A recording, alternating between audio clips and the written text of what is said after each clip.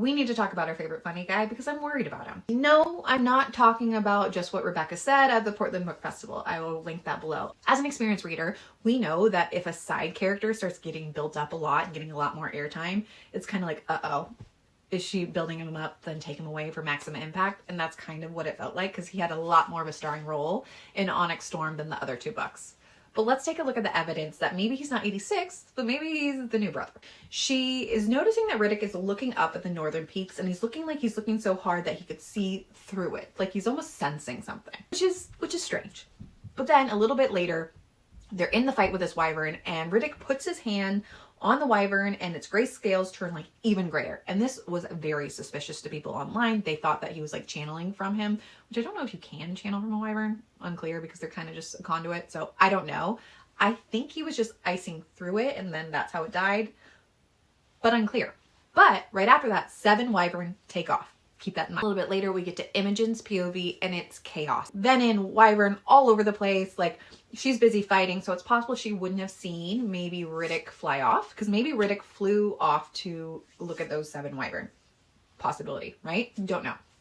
But Imogen sees a large brown dragon, which Atrum is a brown, with a looks like fatal wound on his tail.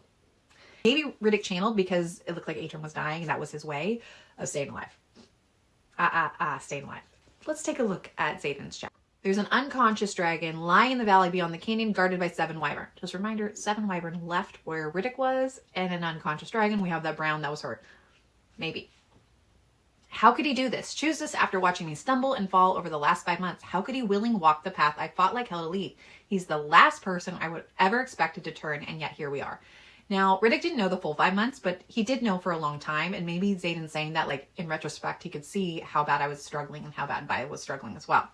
And the last person I would expect is because Ridoc was pissed when he found out. She also said to pay attention who's missing. Well, Ridoc is not in the last chapter when Violet comes back after those missing 12 hours. So I just want to mention he's not there. Why would Ridoc do this? 1, to save his life because his dragon was dying. 2, I don't think he was super confident in Vi. He didn't really have a line when it came to Zayden. Like, I think deep down, Ridoc knew that there was not a line and she will do whatever she could to save him. And doesn't matter who gets hurt. And maybe this is his way of, like, behind enemy lines. If Zayden starts doing effed up-ish, he could take him out. Or work for both sides. So if your team Ridoc is the new brother, let me know in the comments why or who else you want me to take a look at.